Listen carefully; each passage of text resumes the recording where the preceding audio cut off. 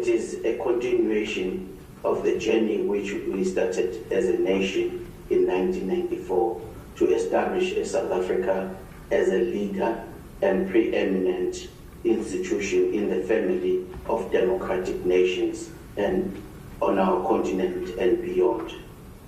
Ladies and gentlemen, this new regulatory regime provides, in simple terms, the following measures that are taking us forward.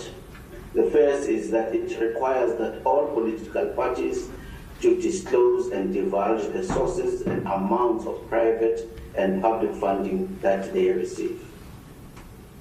These must then be periodically made public and reported to Parliament and by the Electoral Commission. Secondly, it sets annual limits for the amount of funding provided to a party by institutions and prohibits the funding of political parties by organs of state, by foreign governments, or state-owned entities. Thirdly, it provides a more equitable process for the distribution of the public funds from the represented political party fund. And lastly, it provides a new vehicle via the establishment of a new multi-democracy fund through which individuals and organizations can support political parties at an arm's length. Together, these will therefore help to strengthen key constitutional principles, among them that of transparency, accountability, accessibility, and fairness. Ladies and gentlemen, as we all were party to this, it is important that we just recap that consultation has been at the heart of the development of this new political party funding act and its associated regulations, which we are seeing published today. And there was widespread engagements that were held between the Parliament, the civil society, members of the public, and the Electoral Commission, as well as many other stakeholders, to help to design a regulatory framework which will be effective and efficient. This engagement process is by no means that it is now complete. The Commission will continue to work closely with all stakeholders as we prepare the implementation in the coming few months. And we will also continue to consult and engage with the various stakeholders as we evolve in this journey of deepening and strengthening this aspect of our electoral democracy into the future. Allow me to express the gratitude of the Commission to all those who have participated in this conductive process to bring us to this historic point. Time does not allow us to name each person and all organizations who have contributed to the preparation to date.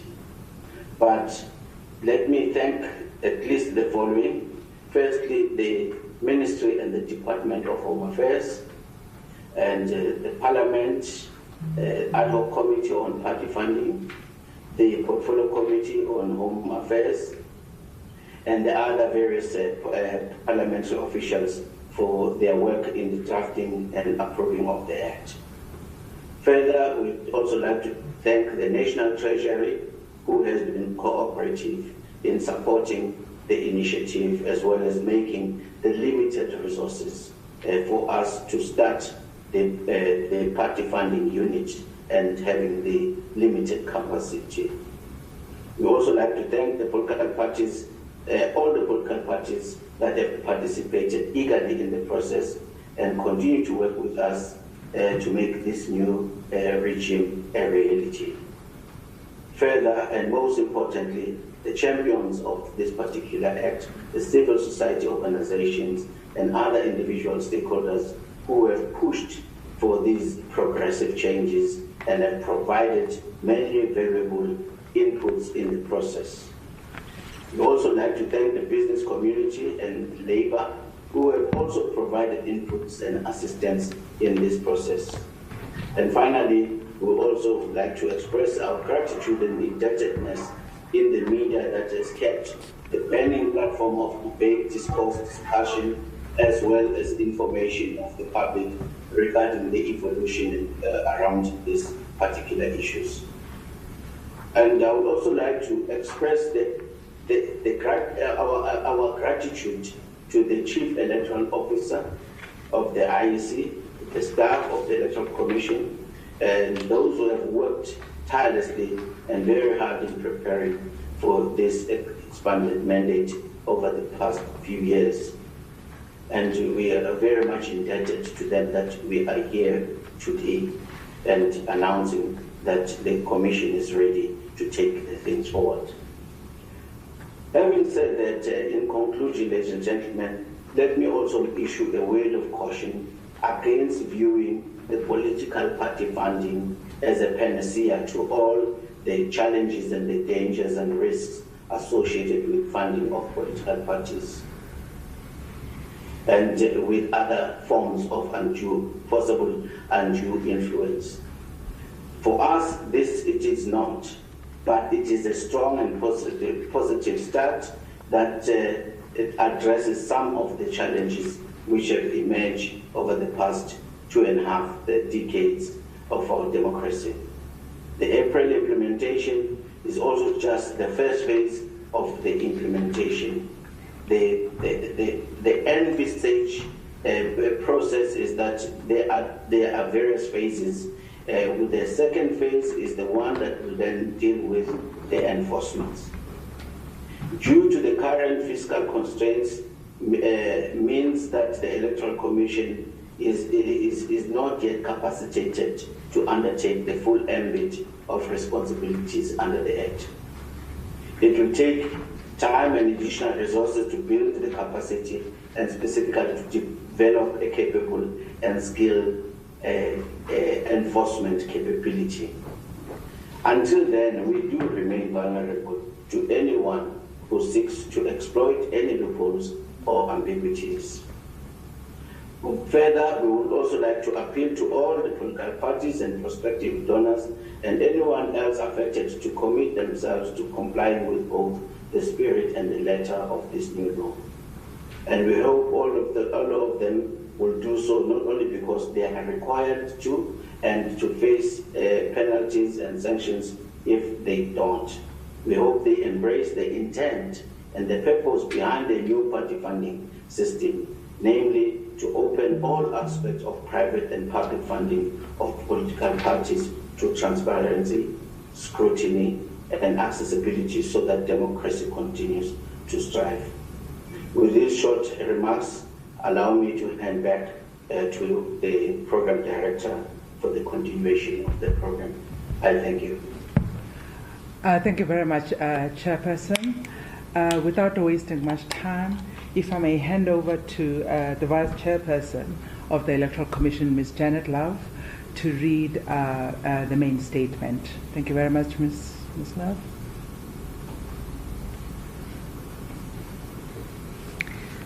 Thank you very much, Program Director, my fellow Commissioner, Dr. Masuku. Greetings to you, Chairperson, and the other commissioners, both Commissioner Moepia and the judge who is on a virtual platform, as well as colleagues from the Commission, and in particular members of the media. I'd like to echo the Chairperson's gratitude to all of you for being here today. As noted by the Chairperson, the imminent implementation of the Political Party Funding Act signals one of the most important and significant enhancements to our electoral democracy since 1994. It will change the electoral and political landscape, opening the world of private and public funding of political parties to examination, to scrutiny, and to analysis. By providing online access to information on the funding of political parties, stakeholders such as voters, the media, civil society, and the public in general will be better equipped to participate actively and effectively in the democratic discourse and in the democratic process. And we believe that this will enhance the freeness, the fairness, and in particular the credibility of our elections. The April 1st implementation date is significant for 3 reasons. Firstly, the financial year end. The public sector and most, if not all, of the political parties have their financial year end on 1 April, and this means changes required by the Act, including to the current represented political party fund, will be easier to account for.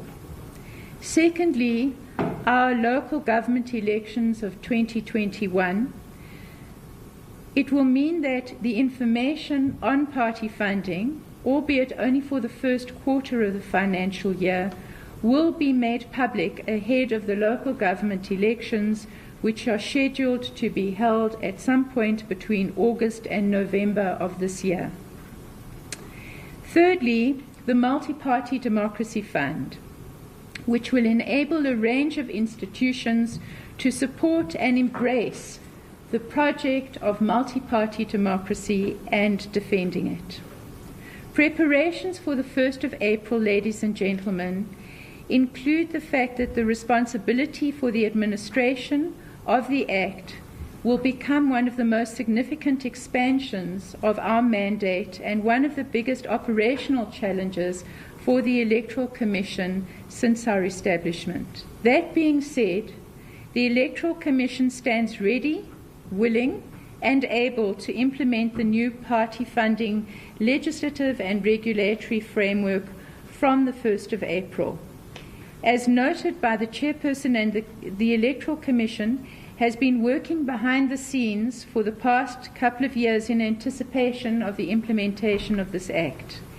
And among the steps we have already taken to prepare, the following has taken place. We have established a small political party funding unit under the Chief Executive, Mr. George Mahlangu, within the Electoral Commission, and this has laid the foundation for the implementation. We have finalized and published administrative regulations which were drafted over the past 2 years in consultation with political parties, with civil society, and a range of other stakeholders. These were published today in the Government Gazette. Among other details, these regulations provide guidelines on the procedures, the deadlines, the methods of declarations of donations, including templates of the various online forms and other types of correspondence. We have held extensive consultations and engagements with a wide range of stakeholders, including represented political parties, civil society, business, and others, to promote awareness of the new Act and the regulations so that these stakeholders can ready themselves for implementation. We have also built an online electronic submission system to facilitate convenient and efficient submission of declarations of donations to the Electoral Commission by political parties as well as by donors. And it is a system which we also hope will support political parties themselves to strengthen their own internal financial administration. We have prepared a range of communication and educational materials to be rolled out to all interested and affected stakeholders to promote knowledge of the new Act and to help with the meeting of their obligations. Following last week's announcement by the President, we have now begun our final phase of these preparations through readying ourselves, political parties and donors to meet the obligations of the Act and the regulations. We have, among the steps in the last period and will in the next couple of months, include expanded communication and education campaigning in order to prepare political parties, donors and other stakeholders to begin meeting their obligations from the 1st of April. We will have a comprehensive program of stakeholder engagements, of communications and education to be rolled out in these next 2 months.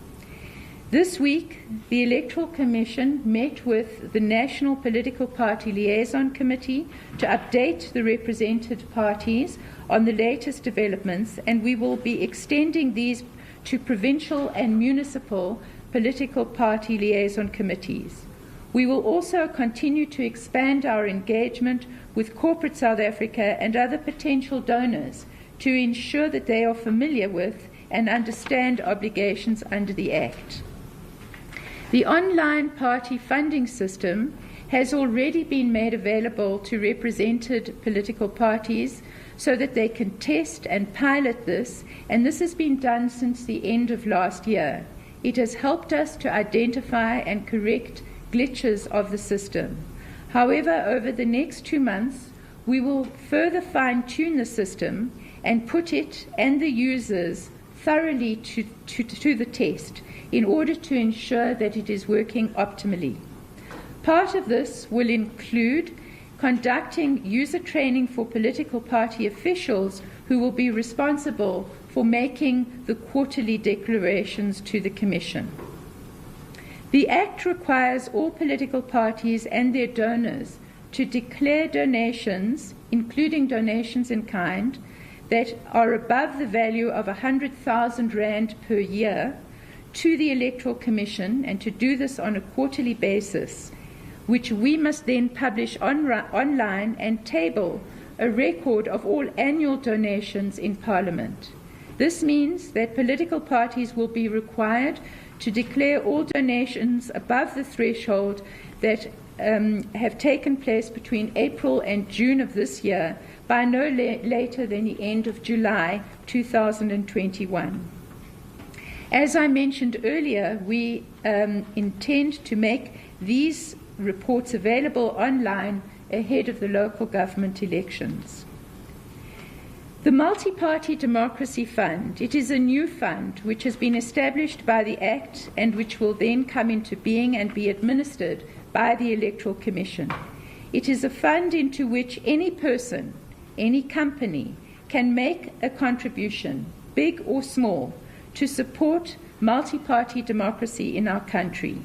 Democracy is expensive, and the fiscus alone cannot provide complete financial support that is needed to political parties, especially under the current severe fiscal constraints, in order to ensure that all of us enjoy a vibrant, thriving, and robust multi-party democracy.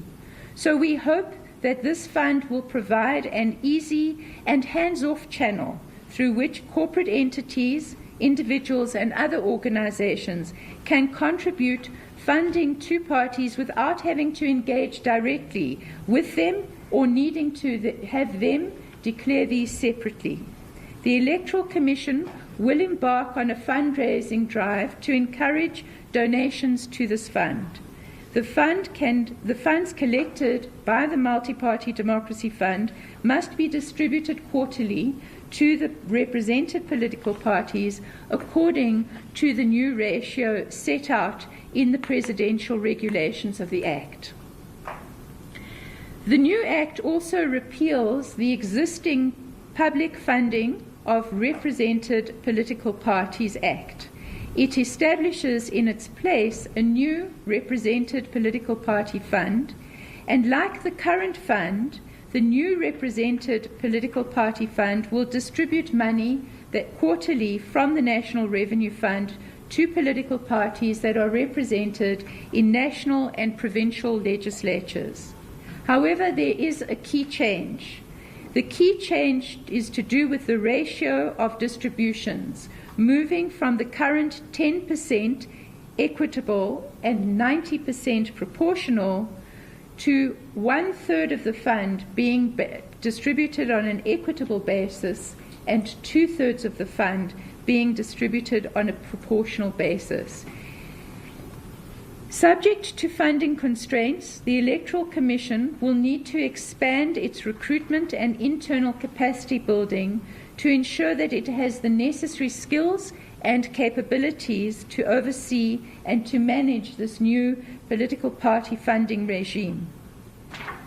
This will ultimately include building an enforcement capacity, but it will take time to do this, and we have repeatedly noted over the years that our focus during the first years will be to assist political parties and everybody else to comply. The successful implementation of the new party funding disclosure framework will rely heavily on self-regulation and compliance. It will also rely on the vigilance not only of each party towards itself, but also to that of the actions of its competitors. It will need, very importantly, civil society and the media in particular to be playing a watchful and a vital role. As was alluded to by the chairperson earlier on, defending democracy, ensuring accountability is a collective endeavor of the whole of our society. We do not want anybody to be under the illusion that party funding transparency is the sole responsibility of the Electoral Commission. In conclusion, ladies and gentlemen, members of the media, the Electoral Commission calls on all stakeholders to work with us to ensure the effective implementation of this new framework. We understand that adapting to any new system is never easy, and it will take time and resources to set up the required systems, the processes, and the governance controls in order to comply. It is a journey, and perhaps we won't get everything right all at once. But every journey starts with an initial step. April the 1st of this year will be no fool's day for jokes, for us as a country and for us as a commission in this regard. Instead, we are excited about taking our first step on the journey together with political parties, civil society, business, labor, and the media to ensure that we have a more transparent electoral system. I thank you. Over to you. Thank you very much, Vice Chairperson. At this point in time, I'm going to invite any comments, any questions from members of the media. May I please ask you to introduce yourself and please tell us from which media house you are from. Thank you. Yes, ma'am? Thank you very much. My name is Yanda from Newsroom Africa. I've got two questions in relation to the accountability role that the Electoral Commission is expected to play. So the Act says that if you donate more than 100,000, you have to declare that to the IEC. I want to know what systems or detection mechanisms you have in place. For instance, if I donate 100,000, but the political party and myself as the donor don't declare that, how are you going to pick that up? And then, is there a limit to how many times someone can donate, in the sense that if I'm trying to avoid declaring, I could continuously, give donations in tranches below 100,000 rand. So my question is still linked to the first one. What then does that say? Are you monitoring that for any alarm bells that might be ringing off on your side? Thank you very much, Zianda. May I invite you, ma'am? Okay, it's Natasha Freedia from SABC News. I just want to know, excuse my ignorance, but does the Funding Act also apply to independent candidates as well? And then furthermore, just 2 weeks ago, we heard that he has against political emerging of the local government elections and the national elections. We know that the ANC is also open to the idea. Is this something that both these parties actually engaged you on the national political party issue committee? Yeah. Thank you very much. May I invite the Chief Executive to take the three questions, the two from Zianda, one from Natasha, and then the final one on the merging of elections. CEO, could you please take that one? If you can just give us a minute whilst you move this.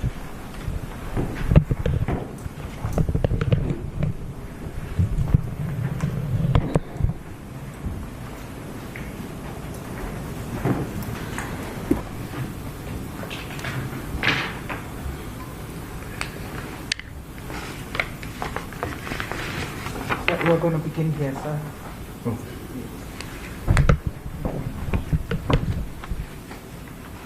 Thank you.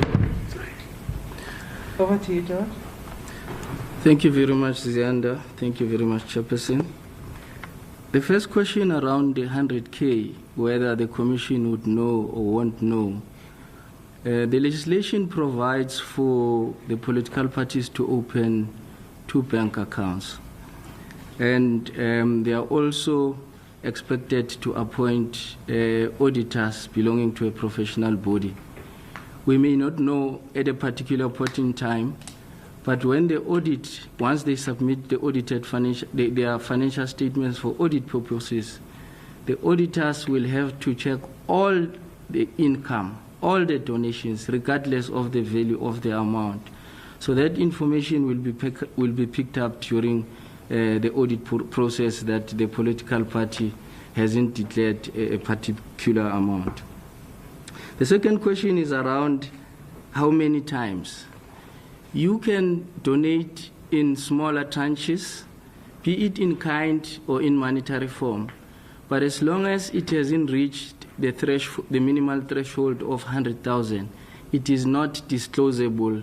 It is not supposed to be disclosed to the Commission, but the accounting officer of the political party must keep records of all the income that they would have received from any donor, be it in kind or in monetary form. The third question is about the independent candidates.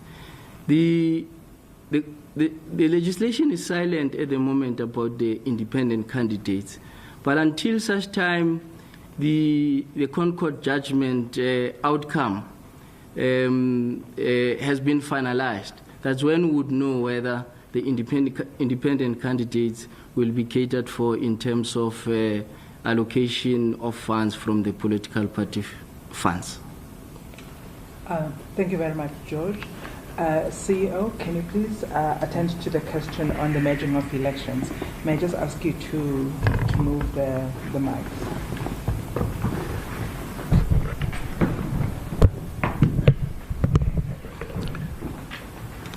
Indeed,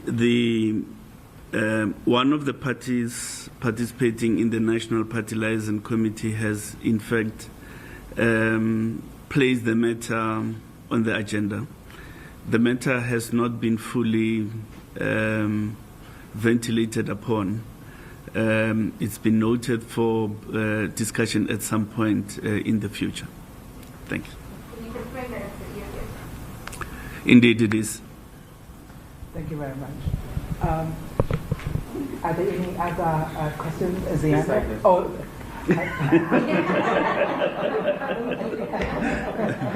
I do beg your pardon. Zianda, before I come back to you, may I attend to my neglected leg? Thank you very much. May I? Thank you. Okay, I ask you for the I don't know if I'm not understanding how amounts below 100,000 don't have to be declared and how that's going to work. So, do those amounts not, they don't have to directly come to the Can you put up the funeral? to this political party fund? Could you just clarify that for me? And how does this act now affect the local government elections for this year? Yeah. And maybe to add from what Usli is saying, I won't get to SABC News. So the law for electoral government now is in full swing. It's happening. Local government elections. So as parties will be out to campaign, will they now be required or expected to, right from the onset, say this is where we stand financially as far as the elections is concerned? Okay, thank you very much. And may I come back to Zianda as well? It's a follow-up question from our earlier one. There's something I'm not understanding fundamentally. The Act has been hailed as for better transparency on where political parties get their funding from. But if fundamentally I'm still I've stolen money, and the only difference is that I'm not giving it to you in bulk, but I can still give it to you in tranches of 90,000 over a period of time, How then is the Act and the IEC mitigating against that? Because I technically don't have to declare it. So maybe I'm not understanding. So can I get clarity on that particular aspect, please? Okay. Yeah, and oh, sorry. So I'm sorry, Natasha. And then also another concern here is that if I understood Mr. George correctly, you are leaving it still to the accounting officer to make a record of that. So if you've got bad record keeping bookkeepers, what role does the IEC then play, if at all? How will you know when you have to now intervene? Okay, so just a suggestion, perhaps maybe the commissioners could actually answer these questions, because the two questions that I have are just a side piece that I'm doing, so they're not really related to this briefing. Thank you for that. Thank you. For the wisdom, Natasha. I'm going to ask George to give it a shot, and maybe I can use my skills as a teacher to help as well. Thank you.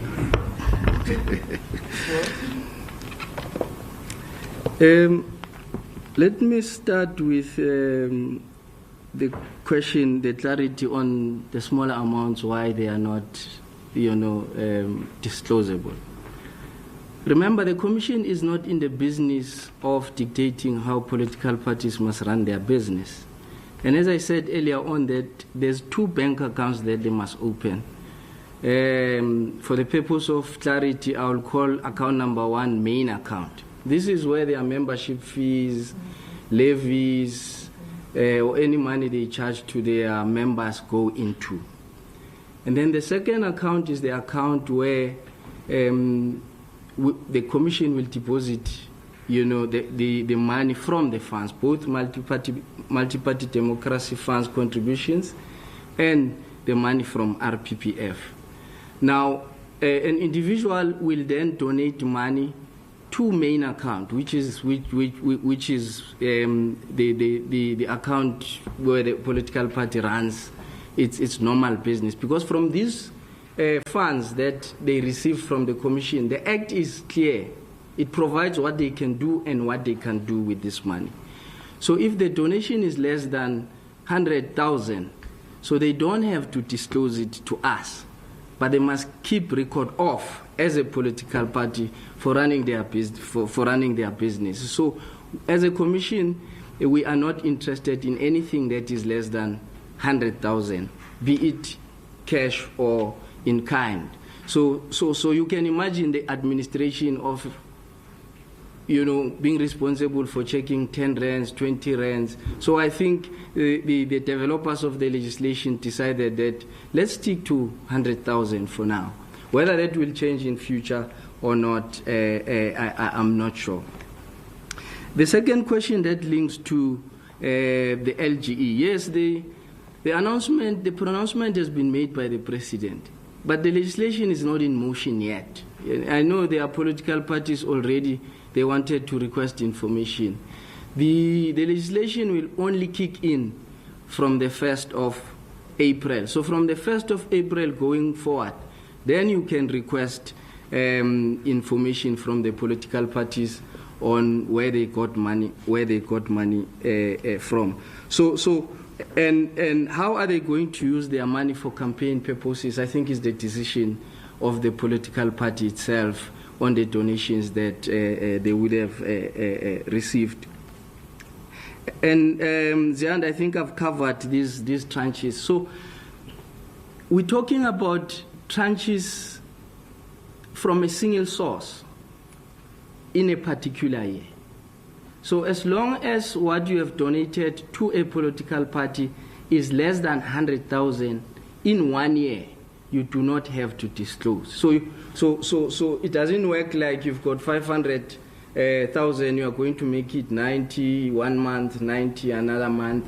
It has to be 100,000 from a single source in one particular year. Then you do not have to, disclose to the Commission. Thank you, George. CEO, do you have anything else to add?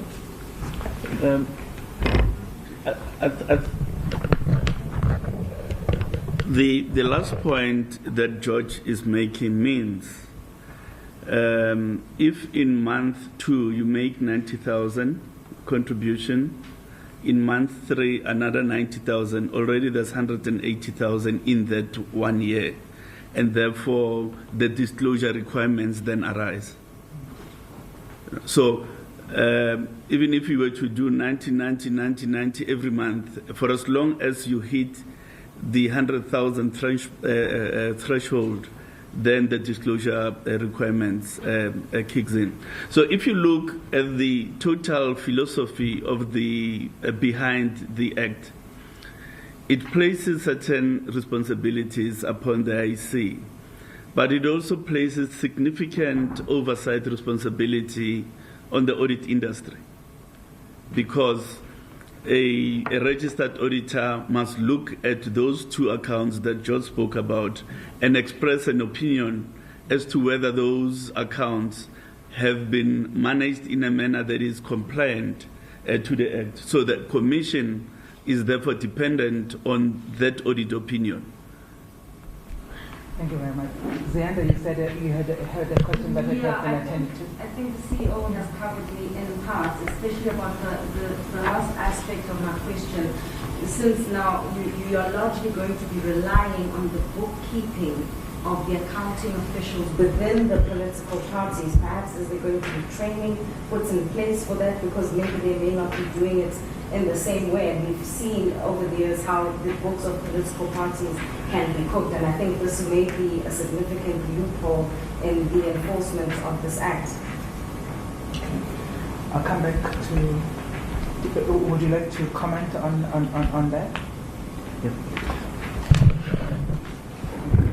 Yeah, Ziand, I think the development of this business process, otherwise known as online party funding system, was, the initiative was exactly to deal with matters of such, so that political parties don't go and buy off-the-shelf system. We're not saying they are not supposed to do so, but we were of the opinion that to avert, a burden of administration, let's create an online business process that will be used by political parties for disclosure purposes and for record-keeping purposes. And I want to believe that the professional auditor may want to tap into that system just to check whether the financial statement were prepared as per the prescript. Okay, thank you very much. Natasha, you had a question that you wanted to pose that you felt was outside. So, sorry, just before that, because Diana just raised something about a question and Mr. McCarthy mentioned the process of auditing, what is the role of SARS now in this process? And then furthermore, because Ndate Mashinini is here, during the week there was a statement that came out by the... Right, the Q&A session there, the Independent Electoral Commission giving us... they accused you of waging a secret warfare against the political party. I'll just get a reaction on that. Okay. Let me begin with the SARS matter, and I'm going to come back.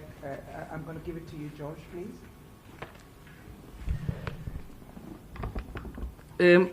Natasha, political parties' donations or political parties' financial business are exempt from tax. So which applies to the donor, and it was clarified with SARS that the recipient, if the recipient is exempted from tax, that applies to the donor as well. So those who are going to donate to political parties are going to be exempted as a result of the fact that political parties are entities that are exempted from paying tax. Okay. Thank you very much.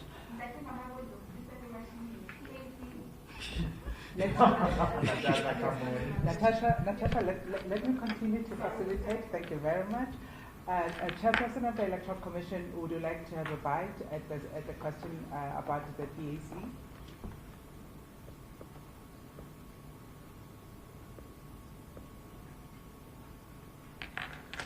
Chair? Yes, thank you, Program Director. Yes, I had the question from Natasha.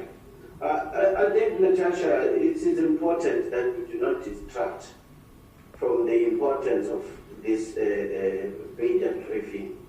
So, as a commission, we do not respond and interact with our key political stakeholders via the media. So at this stage, we have no statements to make until we have interfaced and interacted with the party concerned. Thank you. Thank you very much, Chairperson. Members of the media, do you have further questions, kindly? We have questions that have come from my early webinar. Yes. Coming from News 24 is asking, I have a question about DA complaint. I have a question about the DA's complaint about the ANC's sources of funding for the union in the Western Cape. It pertains to evidence in front of the Royal Commission this year that funds were channeled from the state security agency. Has the IEC received this complaint? What is the reaction? And do you foresee that this act will prevent possible use of the state funds for election purposes? Thank you. May I yes, Judge Slee, yes, sure. I was going to allow the CEO to attend to it, but no, it's also in relation to the elections. Just, how confident or how prepared is the IEC in conducting this year's local government elections in this pandemic? And what protocols are you putting in place? You know, I know that you guys have started, how are you going to roll out the elections this year? we do start quite early. CEO, please. The Act commences on the 1st of April 2021.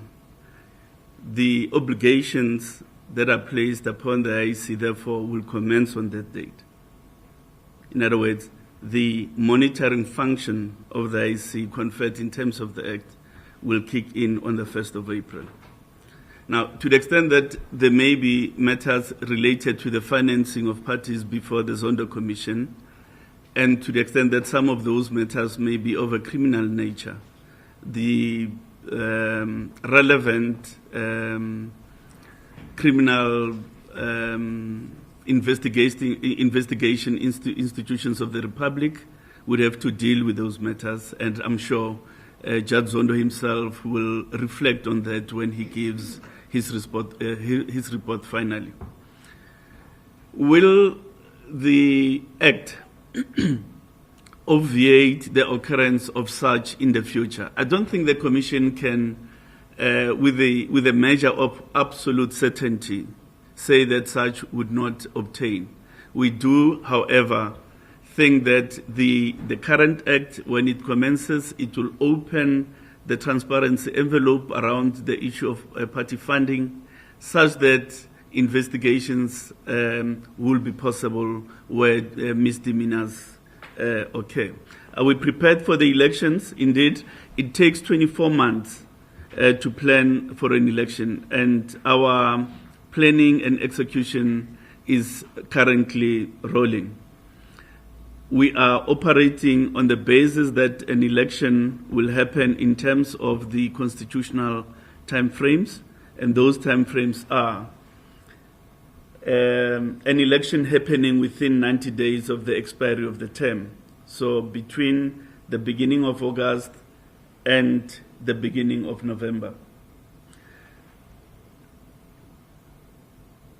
I think that's really the basis upon which we are executing our rollout of the preparations. In terms of managing the pandemic by non-pharmaceutical interventions, indeed, we have a protocol that we've agreed with political parties, and some of the key features are the following. Social distancing within the queues. Of course, the impact of that would be that the queues will look longer than ordinary. So it's not a factor of inefficiency. It's a necessary measure to keep social distancing within the queues. Sanitizing upon entry and exit at the voting station. Ensuring that everybody brings a mask or a face cloth. Bringing a pen along so that there is no exchange of pens and the possibility of cross-infection from the exchange of pens. Reducing the number of party agents within voting stations. Ordinarily, each party or candidate are entitled to party agents. But we've agreed with political parties that to depopulate the concentration of people in the voting station, let's work on one per party for purposes of this election. Hopefully, there'll be sufficient vaccinations by the time the elections are held, and hopefully we would have reached herd immunity. But we are working on the basis that an election is happening in line with the constitutional timeframes. Thank you very much, CEO. Colleagues, there's another question from the virtual audience. Kanye? The question from Jan from Rapport. Donations other than in the form of money, for instance, in the 2019 elections, the ANC was given use of 2,000 vehicles by a large computer company for electioneering campaign. How will donations of this nature in the future be regulated under this new act? Is that it? Let's take the next question, please, kindly. This is from Marie-Ellen from the University. If the 100,000 threshold applies per year, how will the Commission handle the first quarter disclosures? If no one received donations over 100,000, how will the report reflect that? Thank you very much. George, those are yours.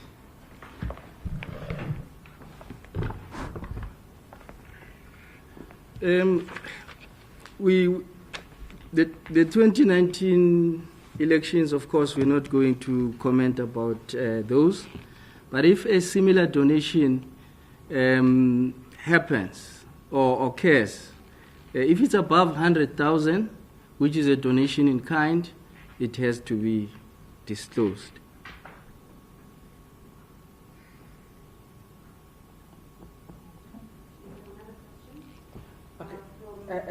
Just a moment. Let us do the second one. The reporting for the quarter. Okay, the reporting for the quarter in these two accounts will be dealt with differently.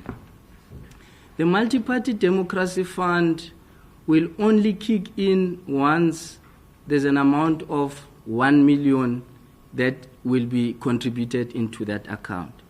So that is the prerequisite of how and when the Multi-Party Democracy Fund will kick in. So once it hits a 1 million, then we will apply the regulations and the ratio that has been set out in the presidential regulations.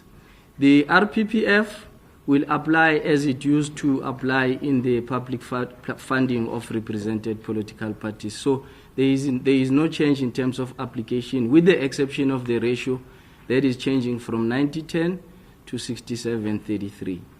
Thank you very much. Let me take what is probably the last question from you, coming from the virtual audience. The question is from Lilo, from Zonwa News. He's asking, what is the maximum sanction that will be imposed for the violation of the act? Thank you very much. I beg your pardon? Slee, yes? How far are we from going online when it comes to voting? Okay. George, please take the question from Milo. And CEO, you will answer the last question from Slee. Thank you very much. Okay, the contraventions are set out in the presidential regulations. There's a schedule there that set out the transgressions. And the transgression will differ in amounts from one section to another.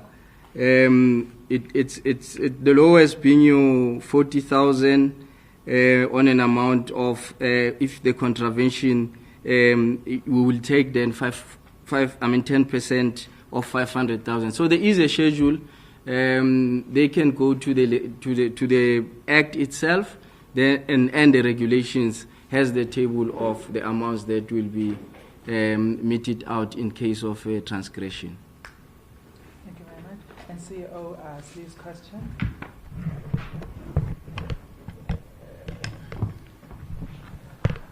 The issue of electronic voting, it's a subject which the Commission has been seized with over a little while. We've done a conference with political parties and our stakeholders where we scanned the global landscape on electronic voting. We've commissioned the research whose outcomes formed the basis of that conference.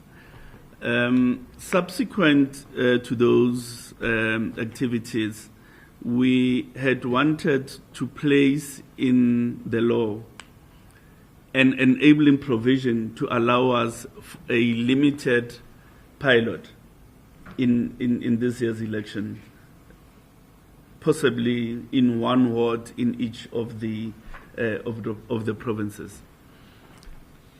But when we were before the portfolio committee discussing those amendments, the portfolio committee was of the view that more discussion was required before they could provide that enabling mechanism for us to do a pilot. The matter is thus not off the table, but it's a subject of greater and intensive discussion with political parties as well as the portfolio committee for us to be able to move it forward. Certainly, for the 2021 local government election, there would be no electronic means of voting. That is quite categorical. Thank you very much. Kanye, I see that the last question was not the last question. May I hear you? So this is the last question from the EWN. Babalo is requesting clarity on multi-party democracy fund. She's asking, can a donor make donation to the fund and also directly to the political party at the same time? Can a fund donor, a corporate for example, make specific requests about their donation to fund? Will the fund have a CEO and a board? There we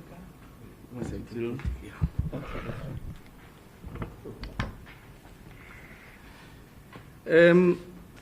The multi-party democracy fund will allow contributions either from individuals and juristic persons. So any private person can donate, can contribute. It's not a donation. I think there's clarity as well between donations and contributions. So in the multi-party democracy fund, we deal with contributions. So any private person can do so. The political party funding unit, it's part of the commission. The head of political party funding unit, in terms of reporting, is responsible to the chief electoral officer. Commissioner Mashuk, if you allow me, very simple answer to the last component of that question. The board for the fund is the commission. Okay. Yeah. It's this and that. Yeah. Okay. Colleagues, thank you very much. We have run out of time. Allow me to thank you profusely for your engagement. If this engagement is anything to go by, it would appear as though we do need to spend, I think, some time with yourselves as members of the media so that we can offer you perhaps the training that we have offered political parties to help you familiarize yourself with the new act and how it works. I know that kind of investment will be very, very useful for the country because you are responsible for transmitting that information to the public. So the more that you understand and the more that you are at ease with the new act, I think it will help us facilitate better understanding in the community. We will take that one off. I forgot to ask the Vice Chairperson if there's anything else that she wanted to add. Thanks very much, Dr. Masuku. No, I think your statement in relation to training the media is also training civil society organizations, because if it's going to be collective, we all need to know how it works. And thank you very much. On that note, may I thank you, Chairperson, for being with us. Thank the virtual audience. Thank all of you that have ventured to come physically. We are in the middle of a pandemic. I ask you not to take anything for granted. If you can use the stairs, please use the stairs. Please sanitize the sanitizers over here. You've been exchanging files. Please make sure that you sanitize those so that we minimize the spread of this terrible virus. Thank you very much for being with us. And you will keep in touch. If you can't get hold of any one person in the Electoral Commission, we're all available and we will help you get in touch with whoever it is that can help you with your questions. Please be safe and drive safely, and we say goodbye to everyone that is watching virtually. Thank you very much. Goodbye. Thank you. Thank you. Yeah, thanks, George.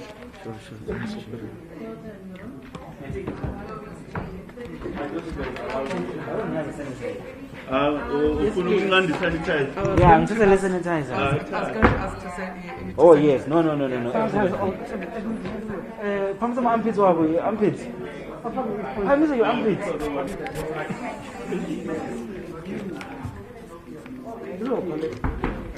Natasha.